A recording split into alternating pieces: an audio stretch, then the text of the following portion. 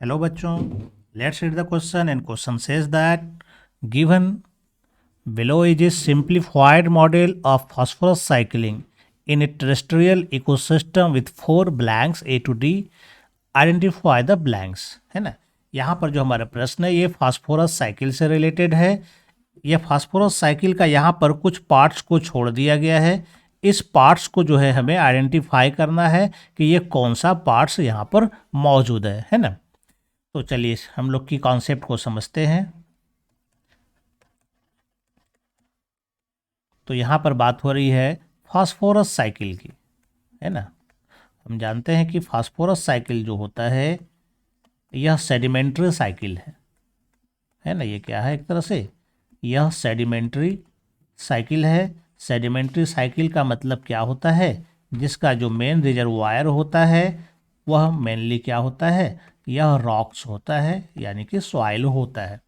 यानी मुख्य रूप से रॉक्स में जो है यह चट्टान में जो है ये मिनरल्स, फास्फोरस मिनरल्स पाया जाता है। रॉक्स का जब वेदरिंग होता है तो वेदरिंग के द्वारा रॉक्स में जो फॉस्फेट, ऑर्थोफॉस्फेट मौजूद रहता है, जो रॉक मिनरल्स मौजूद रहता है, यह क्या होता है, यह बाहर निकलता है। और उसके बाद यह रॉक मिनरल्स क्या होगा, या तो यह प्लांट्स के द्वारा अब्जॉर्ब किया जाएगा, है ना, फूड बनाने में, या फिर यह क्या होगा, ये वाटर के द्वारा जो है यह फ्लो कर जाएगा, है ना। तो जब प्लांट्स इसको लेता है तो प्लांट्स लेने के बाद यह इसको क्या करता है, भोजन बनाएगा, और यह भोजन फिर एनिमल्स को मिलेगा, यानी कि कंज्यूमर्स को मिलेगा, है ना। इसके बाद क्या होता है, जब कंज्यूमर्स और प्लांट्स का जब डेथ होता है, इसका बॉडी पार्ट्स जो होता है यह सॉइल के ऊपर जो है लिटर का फॉर्मेशन करता है, और यह फिर से, है ना, यह फिर से क्या करता है, ये डिसॉल्व होकर के यह सॉइल सॉल्यूशन तैयार करेगा। और यह सॉइल सॉल्यूशन या तो प्लांट के द्वारा अब्जॉर्ब कर लिया जाएगा या फिर यह रन ऑफ कर जाएगा, है ना। ये होता है। तो यहाँ पर कुछ इसी तरह का है, इसी में से हमें आइडेंटिफाई करना है कि यहाँ पर कौन सा क्या क्या होगा। जैसे कि देखिए यहाँ पर बी से शुरुआत हुई है, निश्चित रूप से बी जो है यहाँ पर ये रॉक्स है, यानी कि रॉक्स मिनरल जो कि वेदरिंग के द्वारा आया है। तो यहाँ पर अगर हम देखें तो बी नंबर में सिर्फ एक जगह यहाँ पर रॉक मिनरल्स मौजूद है, यानी कि यहाँ पर हमारा रॉक मिनरल्स होगा। यह जब डिजॉल्व होता है तो यह सॉइल सॉल्यूशन बनाता है ना।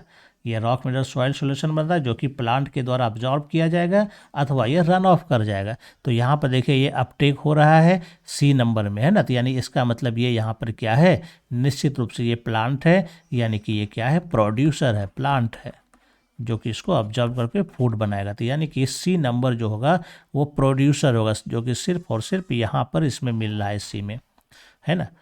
और फिर या फिर यहाँ देख सकते हैं डी के द्वारा यह ए में जाता है ना।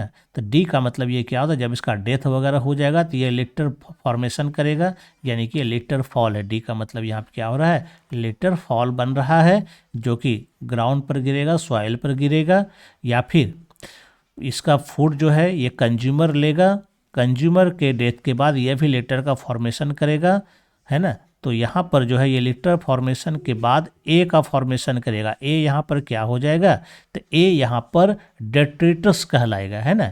इसके डेथ एंड डिकम्पोजिशन के बाद या कंज्यूमर के बाद जो बन रहा है लिटर सब, ये सब क्या बना रहा है, एक तरह से ये बनाता है डेट्रिटस तैयार करता है, जो कि डेट्रिटोवोरस के द्वारा डिकम्पोज होकर के वापस सॉइल सॉल्यूशन में कन्वर्ट हो जाएगा।